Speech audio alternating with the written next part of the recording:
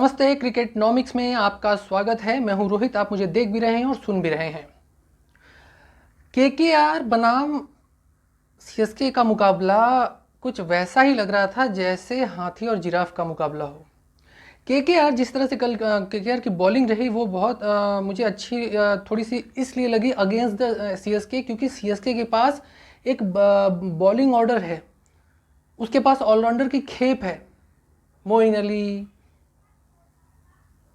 या फिर आप रविंद्र जडेजा, मतलब बहुत सारे आप ओवरऑल ले सकते हैं इस तरह के कि वो अगर वो क्वालिटी स्पिनर्स हैं जो जिन ऑलराउंडर्स की मैं बात कर रहा हूँ उनके अगेंस्ट में आपने इस तरह की अच्छी बॉलिंग की अगेंस्ट द स्पिनर। और सुनील नारायण ने जिस तरह से बॉलिंग की और फिर उसके बाद जिस तरह से लगातार वो केकेआर को एक लीड कर रहे थे, अगर बात करें बॉलिंग में सुनील नारायण, तो वो चीज़ बहुत अच्छी लगी। खासकर वरुण चक्रवर्ती और की बात करें तो दो चीज़ें मुझे इतनी ज़बरदस्त ये इसलिए लग रही थी क्योंकि दोनों ही बॉलर्स ने इस तरह इस रिदम में बॉलिंग की कि जो सीएसके है वो बैटर्स उनके बंधे हुए लग रहे थे।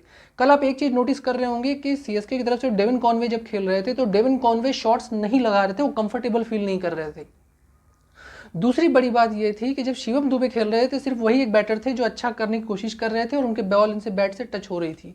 क्यों? क्योंकि थोड़ा सा उनके स्टाइल को वो कभी कभी जो बैटर की अपनी स्टाइल होती है तो उनको पिच भा जाती है और वो परिस्थितियाँ उस अनुसार होती हैं। तो कहने का मतलब कुल ये है कि कल का जो मुकाबला जो सीएसके हारी वो मुझे समझ में आ रहा है वो ओवरऑल सिचुएशन को अगर देखने के बाद ये लगता है कि सीएसके उस मैच को हैंडल कर सकती थी। जब 15 ओवर के बाद का जो खेल था वहाँ पर वो उसने अपने आप को डेवलप नहीं किया। शुरू का जो पावर प्ले का गेम था वो ठीक से डेवलप नहीं किया उन्होंने अपनी बैटिंग ऑर्डर को, और बहुत ज़्यादा जल्दबाजी में शुरू में भी नजर आए। फिर उसके बाद जिस तरह से लास्ट ओवर की जो बॉलिंग चल रही थी, खासकर बात करें केकेआर की, वो उसको जज नहीं कर पाए। खासकर स्पिनर्स की पिच, अगर आप पिच को देखेंगे, पिच के अनुसार मुझे लगता है कि वो अगर 20 रन भी ज़्यादा होते तो शायद वो फाइट के लिए जस्टिफाई कर सकते थे अगेंस्ट द केकेआर, लेकिन वो उस तरह से नहीं मिला। दूसरा जो अगर बात करें बॉलिंग को लेकर थोड़ी, तो स्कोर इस तरह का नहीं था कि अगर 150 के अंदर कोई स्कोर टीम बनाती है तो उसके बाद उसके लिए डिफेंड करना बहुत मुश्किल है। लेकिन अगेंस्ट द पिच अगर बात करें तो पिच अगर स्पिनर्स के अनुकूल है तो वहाँ मुझे लगता है थोड़ा सा एफर्ट और सीएसके की तरफ से होना चाहिए था, कोशिश करनी चाहिए थी। मुझे लगता है तब मैच फंस सकता था। लेकिन कुल मिला जुला के केकेआर की तरफ से जो बॉलिंग का एडवांटेज रहा उसका एक बड़ा लाभ मिला, वरुण चक्रवर्ती का एक बड़ा लाभ मिला, कि एक सुनील नारायण का एक बहुत बड़ा लाभ मिला। जो चीज़ जो साफ साफ नज़र आ रही थी, खासकर बैटिंग में भी नजर आई नीतीश राणा और रिंकू सिंह के परफॉर्मेंस में, जो बूस्टअप देखने को मिला, जो एक मुराल देखने को मिला। दोनों बल्लेबाजों ने अर्धशतक लगाया और दोनों लगातार इस आईपीएल में लगातार अच्छा खेल रहे हैं और अर्धशतक लगा रहे हैं। रिंकू सिंह लगातार एक अच्छे, जो जिस तरह की पिच है उस पिच पर जिस तरह से बैटिंग की उन्होंने, वो बहुत ही मतलब आप कह सकते हैं कि एक्यूरेबल या फिर फैन के लिए बहुत अच्छी मतलब बैटिंग जिसको बोल सकते हैं कि पिच के अनुसार बैटिंग करना। सीएसके के बॉलर्स की तरफ से बहुत कोशिश की गई, लेकिन जिस तरह से वो खेल रहे थे तो वो देखकर लग रहा था कि पिच के अनुसार भी वो अपने आप को ढाल सकते हैं। और उनको लेकर बात भी की जा रही है कि भारतीय टीम में या T20 में आना चाहिए। तो भारतीय टीम में जब आने के लिए लगातार हर पिचेस पे खेलना समझना बहुत इंपॉर्टेंट है, वो कल दिखा उनके अंदर। दूसरी बात है नीतीश राणा की, तो नीतीश राणा की तारीफ जितनी की जाए वो कम है। जिस तरह से उन्होंने अय्यर के बाद कप्तानी उनको मिली है केकेआर की और जिस तरह से टीम को उन्होंने आगे बढ़ाया है वो बहुत ही तारीफ करने वाली चीज़ है। लेकिन एक टीम के रूप में केकेआर कभी भी नज़र नहीं आ रही थी। कई बार जो प्रैक्टिकल खिलाड़ी थे वो उनको जिताते रहे हैं, लेकिन आज जो है वो जो जीत दिखी वो जो है कहीं ना कहीं एक टीम के रूप में दिखी। केकेआर का लगातार मुकाबले हारी है तो उस तरह से टीम उस टेबल पॉइंट पे दिख नहीं रही है उस तरह से।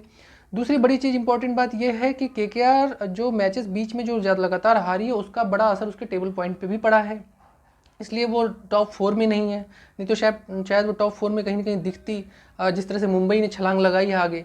दूसरी बड़ी चीज़ ये रही कि केकेआर की जो जिनकी मैं बात कर रहा हूँ केकेआर की तरफ से, वो एक चीज़ बहुत अच्छी रही कि उनकी जो फील्डिंग थी वो भी अच्छी दिखी कल, उसका एक बड़ा इम्पैक्ट दिखा खासकर। और दूसरी बात अगर सीएसके की बात करें तो सीएसके की तरफ से जिस तरह से बॉलिंग हो रही थी, मुझे लगता है कि थोड़ा सा एफर्ट जो है वो बॉलर स्पिनर्स को लेना चाहिए था। शायद मैच फंस सकता था और वो मैच जो है 13 से 17 के ओवर के बीच में कहीं ना कहीं फंसता अगर बॉलिंग इस तरह से, क्योंकि स्पिन जो पिच है वो धीरे धीरे और ज़्यादा रिलायबल हो रही थी, सीएसके के अनुकूल हो रही थी और स्पिनर्स को थोड़ी थोड़ी मदद काफ़ी देनी शुरू कर दी थी जिस तरह से केकेआर के बॉलर्स ने लिया है। तीसरी जो मैं महत्वपूर्ण बात वो ये है कि जब पावर प्ले का यूज़ खासकर केकेआर कर रही थी, तो वो सीएसके खेल रही थी केकेआर के बीच से, तो उसमें एक चीज़ बड़ी इंपॉर्टेंट लगी, वो ये कि केकेआर ने पावर प्ले के दौरान कोशिश ये की कि सीएसके को एक प्लान के तहत चीज़ों को फंसाया जाए।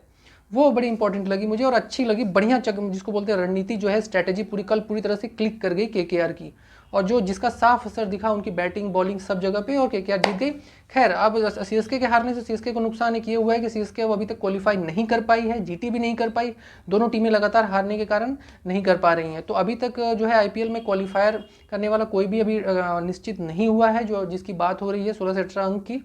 तो कुल मिला के मुझे लगता है कि वो देखना होगा कि कौन क्वालिफाई करता है, लेकिन कल का मैच हारने के कारण सीएसके को वो अब एमआई की कैटेगरी में खड़ी हो गई है, और लेकिन रन रेट के कारण वो ऊपर है। अगर रन रेट उसका नहीं अच्छा होता तो शायद वो नीचे होती, लेकिन एमआई से ज़्यादा मैच हारने के बाद भी वो ऊपर है।